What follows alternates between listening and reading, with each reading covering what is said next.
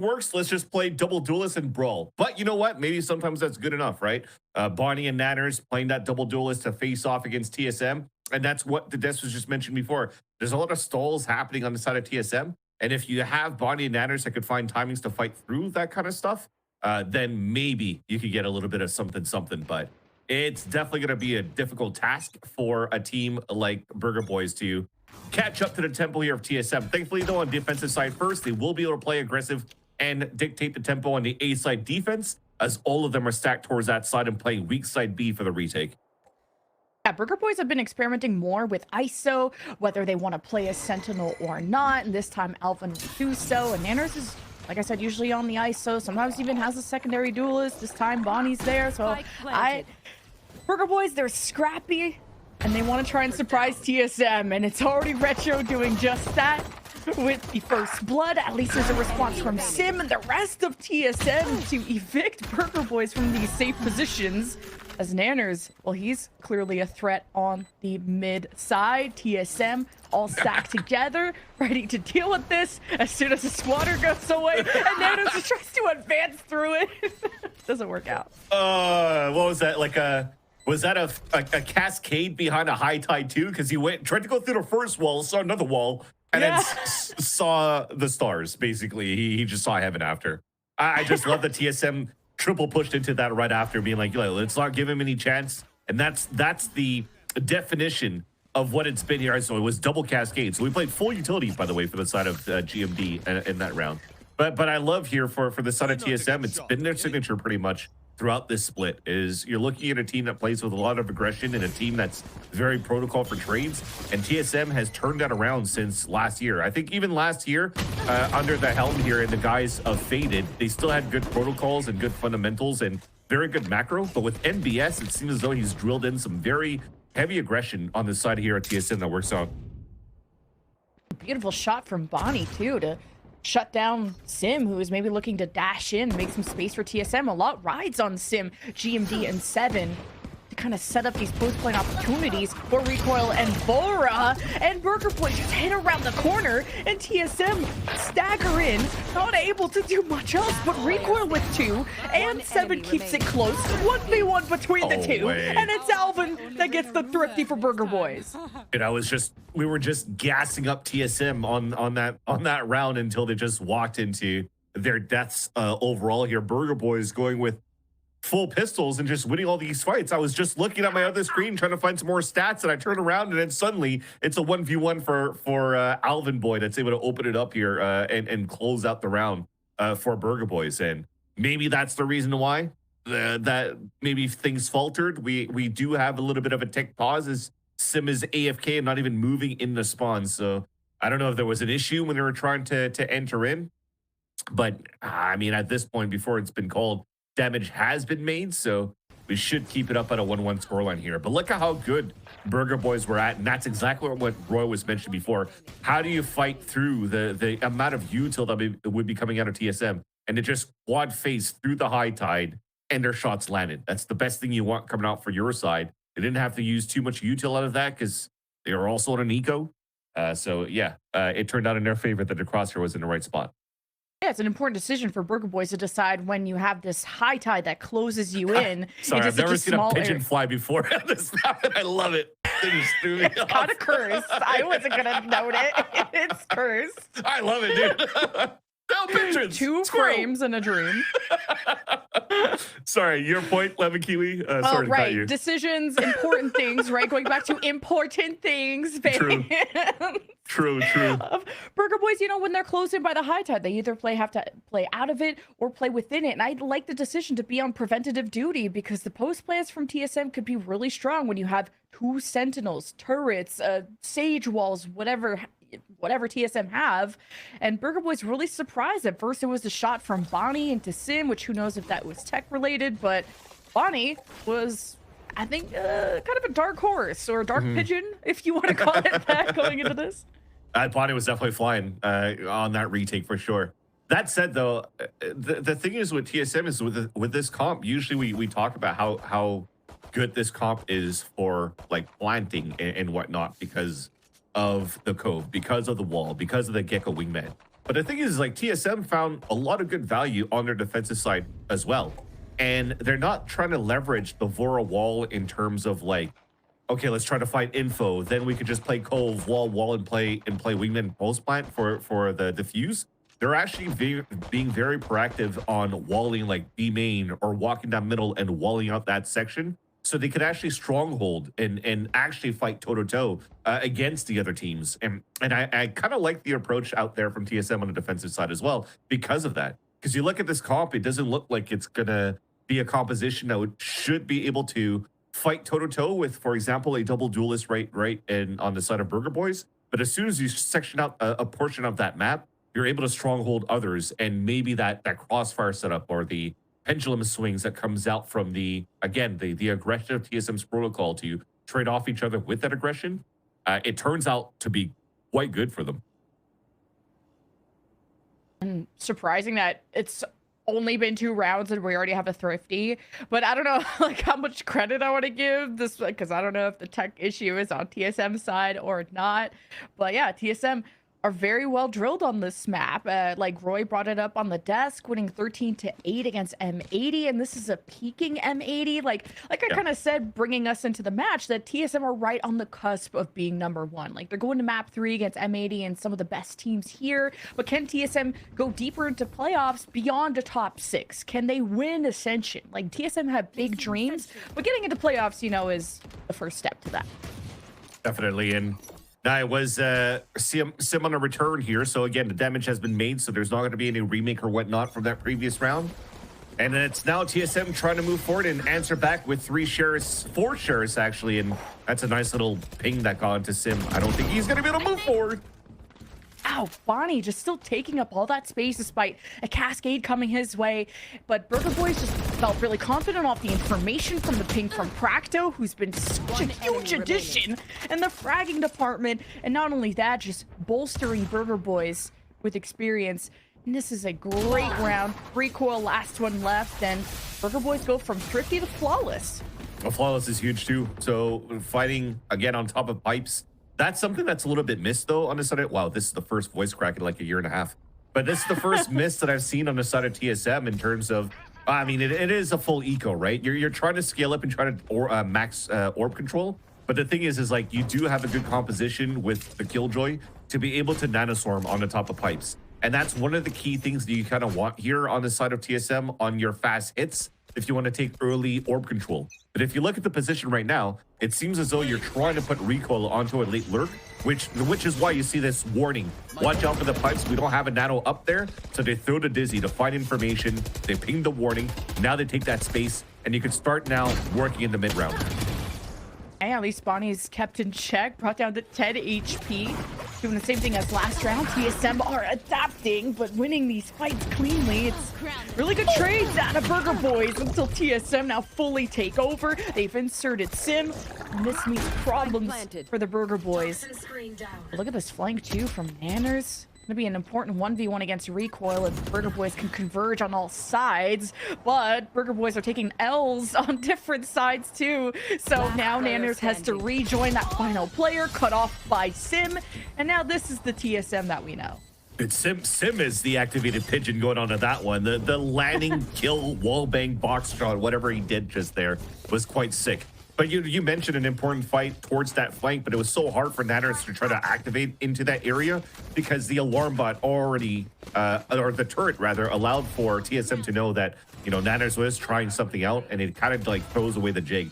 That's why like a KG on this map is still so strong versus like a chamber, for example, that maybe someone to utilize from time to time when they just want to add that firepower. But you continue with the same protocol. If it ain't broke, don't fix it. Throw the Dizzy, and then you just place your crosshair. So you're waiting for that peek from Bonnie once again. Sim and Bonnie, important match there. Burger Boys not really respecting the cascade, and TSM up close and personal.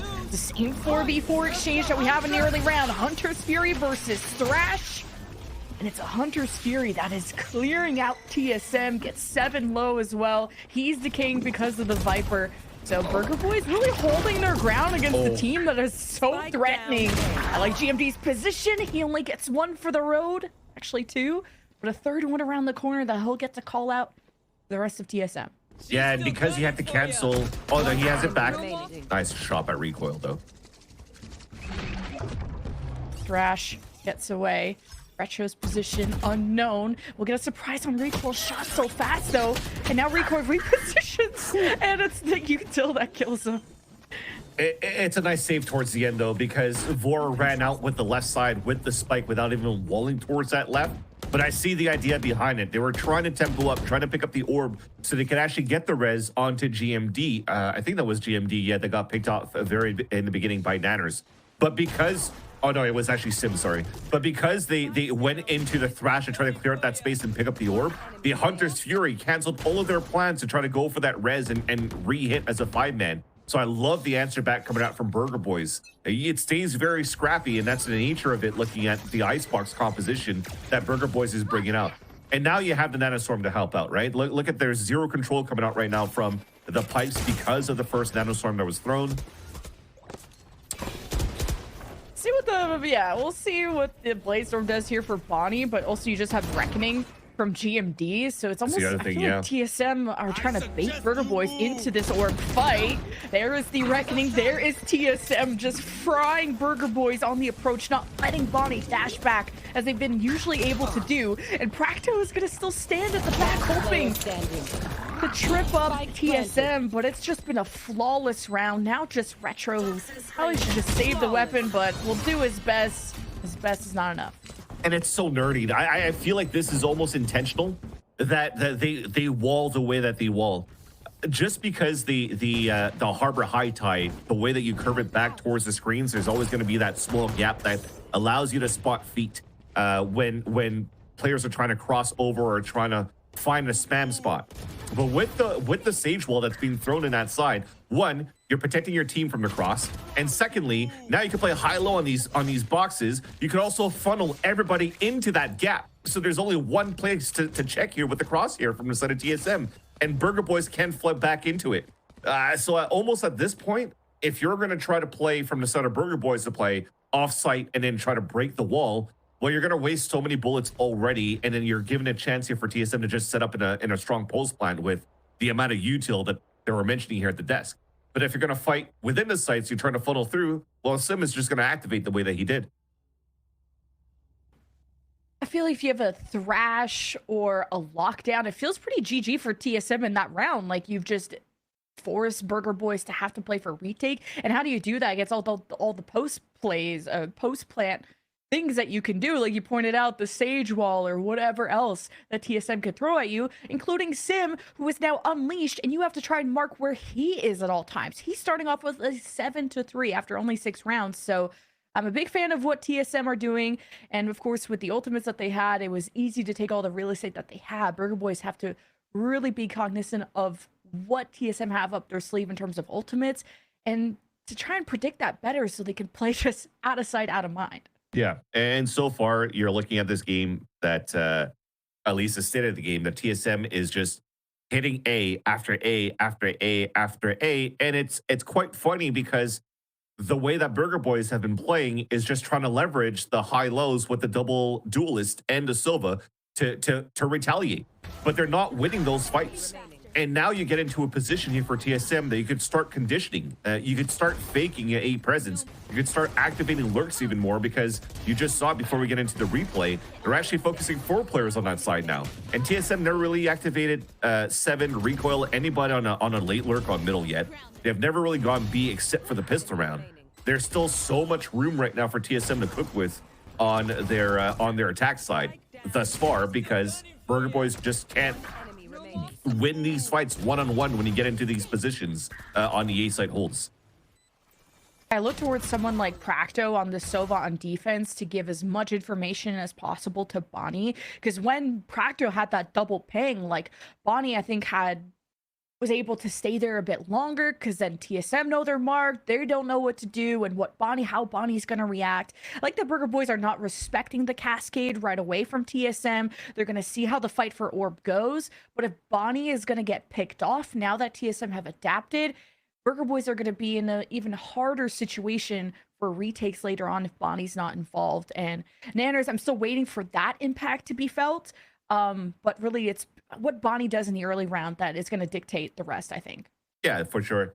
I think Bonnie and Nanners both with how they were trying to play so far on their defensive side is not necessarily always go for like double swings, but pendulum because Nanners could go for a pick and dismiss away, but it feels like it's kind of read by TSM. If they're not going for the double swing, they're definitely going for one ping, one pong, and TSM was already ready to retaliate on that pong. You saw that on that previous round. Bonnie got instantly punished, and then TSM was able to flood into the site. So TSM are also are also able to just push very quickly into second gear as soon as they get the first opener here on the A site.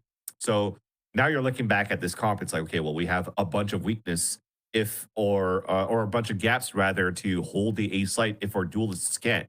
So now you're seeing Alvin with this turret on middle, although albeit this is a half buy that you're seeing on the side of Burger Boys, but I wouldn't be surprised if you see like a switch in adding like alarm bots and nanoswarms just to try to slow down a little bit so that once you delay that extra 5-6 seconds with the nanoswarms, that pops off, then it gives a chance here for the wall to come down for the high tide, and then for the rest here of Burger Boys to try to flood back in and fight. Back to me. It's not an immediate commitment from TSM off that cascade because Nanners is always ready to fight for that orb and has Empress too to just enable himself. While I thought Recoil would have wanted to fight for that orb, maybe at least on the B side he can, because the lockdown's super crucial on this map. Especially when Burger Boys retake is going to be so tough against the double senti, so Burger Boys already get picked off. Nanners on the flank gets checked.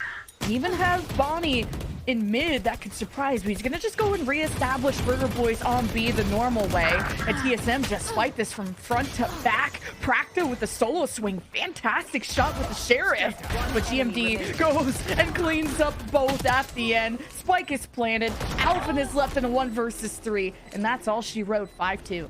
And that's the thing, we were just literally talking about conditioning on the side of TSM. They went with the same cascade, but then not adding extra util to follow the cascade was easy for Nanners to walk through and get all of that information.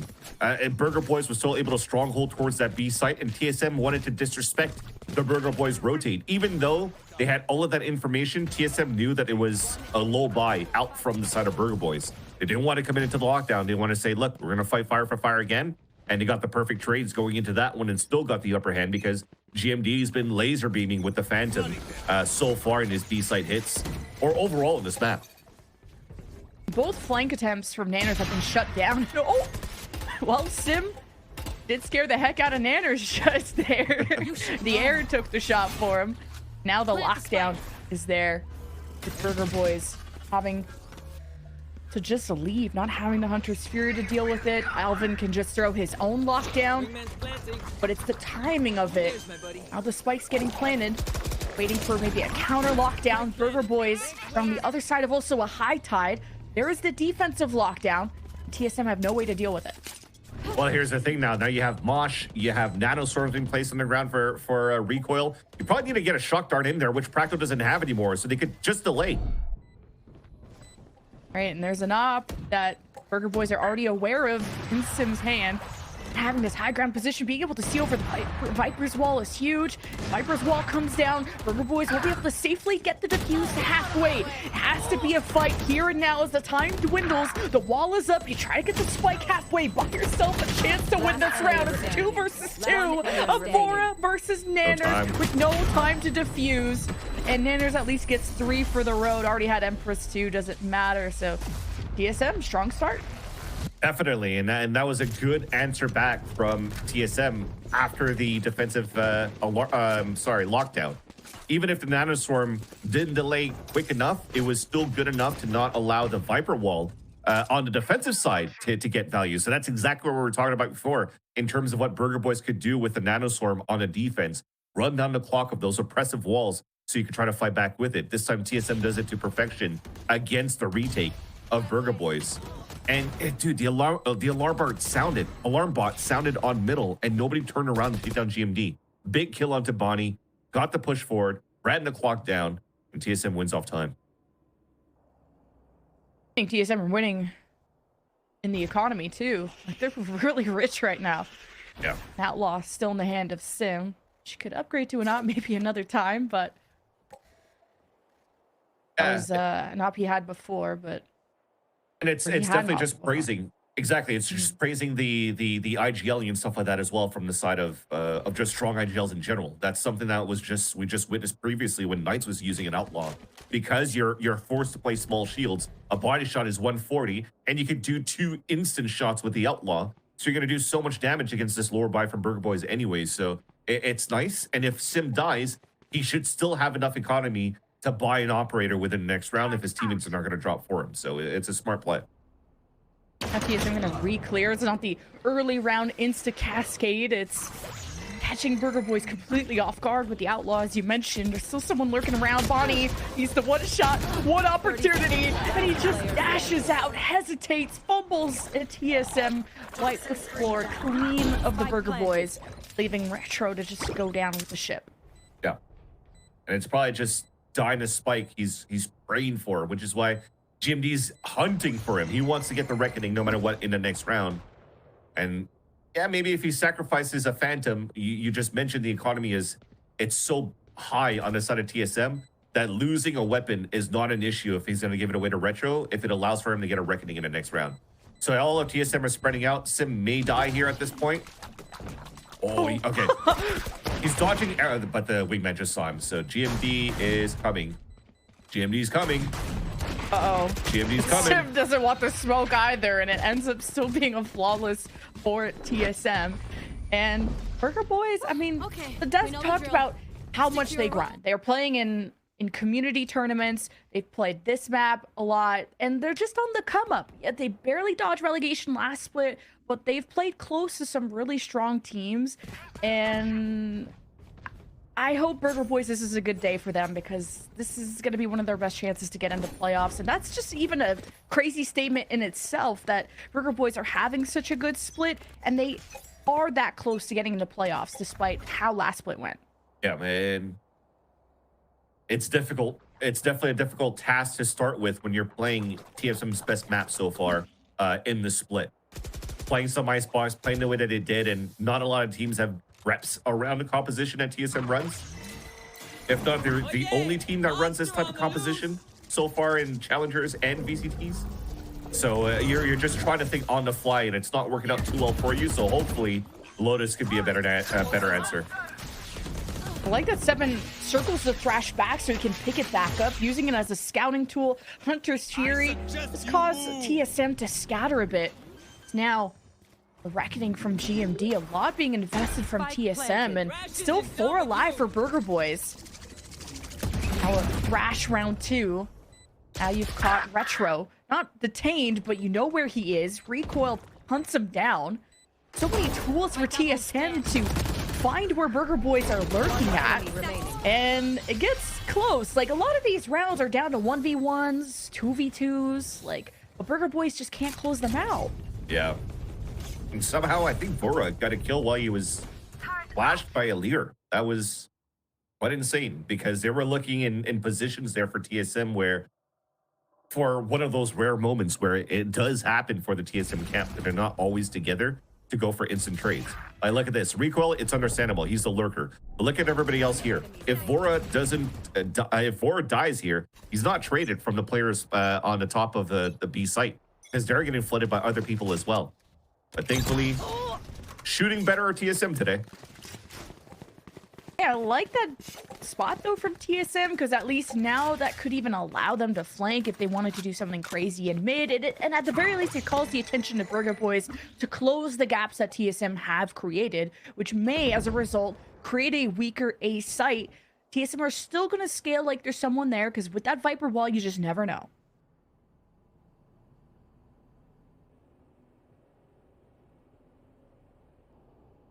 Burger Boys haven't really been trying to attempt to add any pressure towards B main ever, really. I think they're really respecting Recoil with the turret so far, and just trying to gamble and fight head to head. There's the flood in from TSM, and wow, just at the back line, Burger Boys stand tall. The wingman does not get to play, and it's on the high ground. Tough for TSM to recover. I guess not that difficult after all.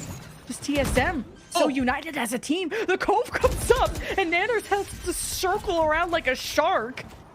Comes out with no dinner in the end. 9-2. This is getting out of hand. Yeah, he was a shark swimming around a pot of orcas, being TSM on that high low towards the end. It was a little bit convoluted, though. They didn't really swing out that 3-2-1 immediately to guarantee the trade. But at least GMD is, like I said, I think Harbor and Icebox is kind of like his map. And when it looks so good to fight toe-to-toe against TSM in the first place, somehow both Vora and GMD instantly dropped 3-4 players and didn't give a chance here for Nanners to clutch the round out here for Burger Boys. And TSM are running away now with the first half. Finally, some pipes control, but it's being watched. Look at that. Up and also an outlaw to fight against the buy here, Burger Boys, for the last round. Yeah, Bonnie's trying to make a big play here, and he escapes from the high ground. He's been detected on the low. He's already been dinged, and TSM are back at their full force. Now it's just a long-range fight, and Practo is huge with this Guardian. Bora won't be able to res, and as picks up a double kill of his own. So this is finally a Burger Boys round that could be promising, especially if TSM are just gonna approach in these isolated environments. 9-3 towards the end. I mean, I like the idea from GMD. I don't think the orb was available anymore, so he was just trying to win a duel, trying to find a timing. He gets that kill, he gets Reckoning. Maybe the tides change literally for the side of the Harbor. But that said, very, very nice shots happening towards the very beginning, taking that pipes control on the side of Burger Boys. And again, one of those rare moments where you don't add that extra util to take the pipes control, and it bites you in the ass there for the side of TSM. Nice shots from Vora, but there's just too many bodies on A. Especially if TSM are going to be playing that far back. It's going to be tough to really hit them with util, and it's up to Nanners to get a good leer for Bonnie to go up and take space. And Sim is just one of the most deadly jets that we have in Challengers. That is his bread and butter. So, tough challenge for Bonnie and Nanners. At least you got 2 duelists, but now on the flank, there's some action here in mid with TSM going for a big play on with pistols, just walking 3 down. But once they're detected, they'll just kind of stay put. And as I was praising Vora in terms of like the early walls that he plays here, this time on pistol round saves it. You see GMD also has a Cove. All of them are playing soft on A site and are trying to flood retake. And one of those moments where I say, yeah, they're going to use all their utils to try to go for a full defuse. It's about to happen, if they can make it. Wow, the high tide just kind of splits up Burger Boys, forces them to play as closer than they are really comfortable for. And that's 3 with the Sheriff from Sim. The spike is getting halfway. TSM are getting shot from places they don't even know where it's coming from, but 7 still pulls out on top. Yeah, and that's the wingman for the defuse too. So they lost GMD. Vora can get into a position to wall, but they still have a 6 men in the roster for TSM just to fight. It got very, very chaotic, hence why even the observers are trying to catch that on time. But that means that you had very good positioning from both Burger Boys and TSM for how immediate and they wanted to be in these fights. It just, once again, players on the side of TSM just all cylinders firing from top to bottom. 7, one of those rare occasions where he gets to step up, gets a 2K in that round too, and TSM wins a very, very easy pistol round. Yeah, GMD has been such a crucial player on this team. And now even for the retakes, sealing in Burger Boys and sealing their fate. So now with that pistol, TSM are setting themselves up to take the map. All depends on what Bonnie can do. Gets down, is hemorrhaging. Burger Boys need to support their duelists, and they all fall to the outlaw of Sim. And the golden hands of TSM that get so close now to match point. Dude, Sim is getting so flashy. And let's face it, last year when he was playing Neon and he was playing Raze into this Neon meta, there was definitely a lot of moments where he's able to gain space and slightly overheat and not really get into these moments where he could really shine. But it really looks like getting a jet or getting an AWP in the hands of Sim is his wheelhouse for sure. It's not only on creating the space, but he's so good in being very flashy in the kills. And even last year when he was offing, it didn't look like he was hitting as much as he is this year. And it's very nice to see. Now the 2-1-2 split for TSM, and Sim doesn't need anybody else. The Outlaw, the Sheriff, he's got hands for everyone. Burger Boys will finally snuff out his flame. Burger Boys have a lot more ahead of them. So now the signals to TSM, which side Burger Boys really want. And Alvin doing a fantastic job with the Sheriff. It's all up to GMD. Burger Boys got a thrifty in them. Oh, they do. What is this? Is this Game Changers? Are they all using GC shares? Sim had 2 incredible shots. But then after that, just the spacing. I got to note Alvin going into that one. I wasn't sure who was scaling up with him. Maybe it was Practo. But the way that they were jiggling for those angles, they just knew where to place their crosshair to get the best value when they're jiggle peeking into these corners. And that, again, is just mispositioning after Sim dies. You allow him to overheat because he's able to get 2 for you, but then everybody else in those positions are just in positions that are solo, and it just owns them. What can Sim do? He's got the whole team with him. He's got knives in the forehead of Bonnie, and Burger Boys haven't even thought of a plan before it's been thrown in the bin by TSM, just walking through mid and now walling off their exit. They fade into the shadows, and Burger Boys are left picking up the pieces.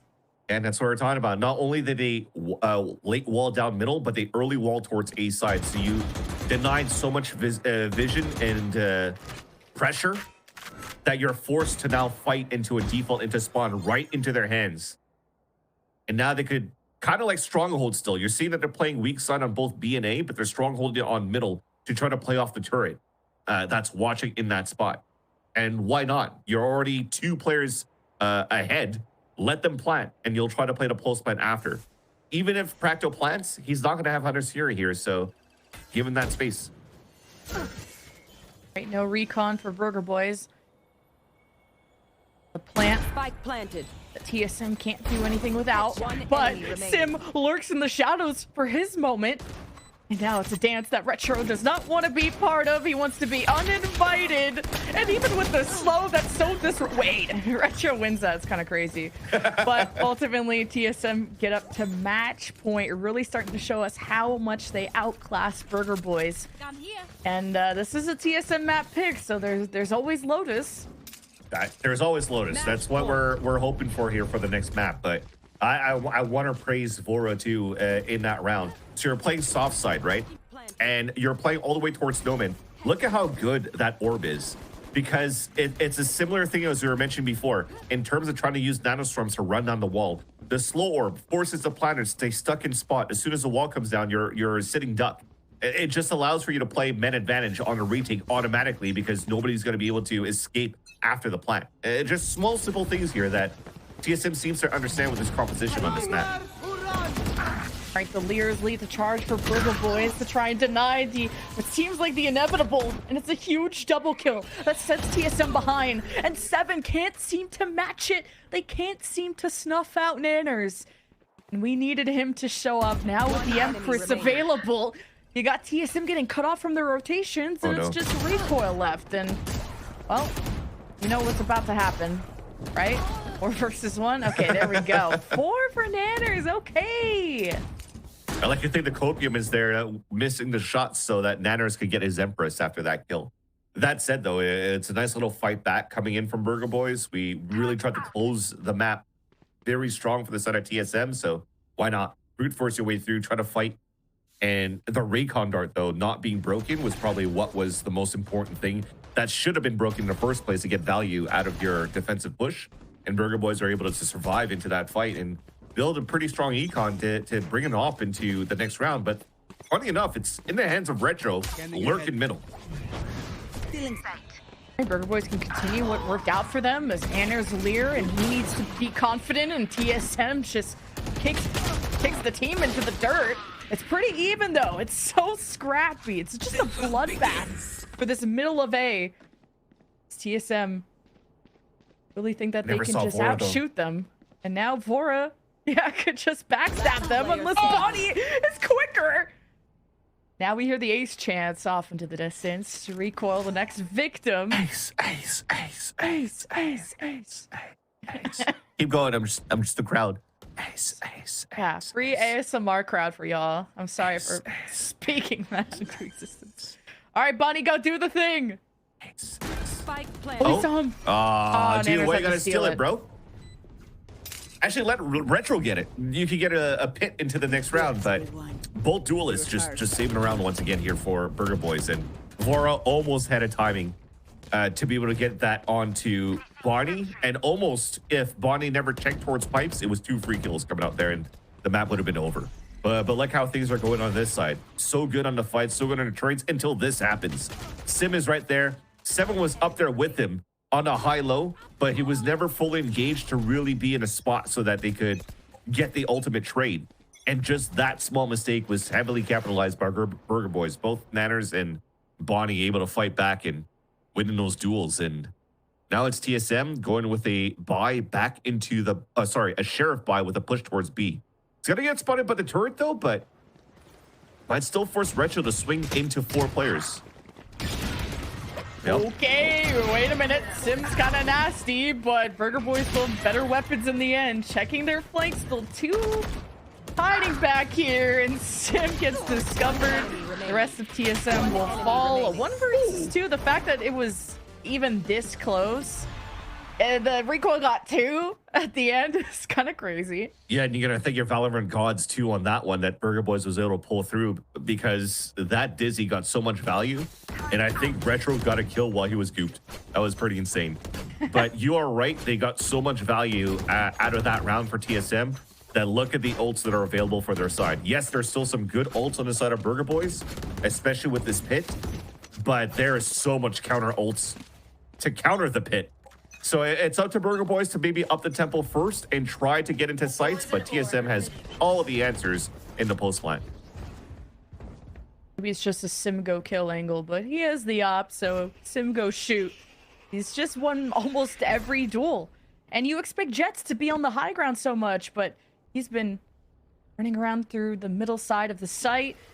Burger Boys are more aware of it this time, because Sim gets away with way too many double kills, way too much crime. Burger Boys kind of just trying to react to it. Now nothing is presenting itself.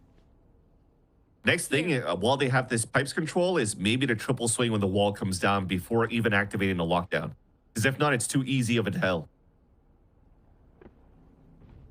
You Well, should even if run. you try to jump peek Sim, he'll probably still hit that shot. So lockdown from Burger Boys just to get them set up. But Sim also has like a corner at the back that he can work with, and he could get detained, and he does at the last second. He's in a safe position, and this could bait Burger Boys into wanting to go hunt that down. Instead, they'll play off the pit. Here's the Thrash to try and find that Viper and to shut down that pit, and a defensive lockdown, well, to push the Viper out of her own pit. There is a wealth of ultimates, but still no kills somehow until now. Here is Sim. He's let loose. He has found where Burger Boys are hiding from, and the den has been emptied. He's detained and too. TSM are gonna defuse and take Icebox while Bonnie has his hands tied. Disgusting. Like I said, what do you want when you're going to try to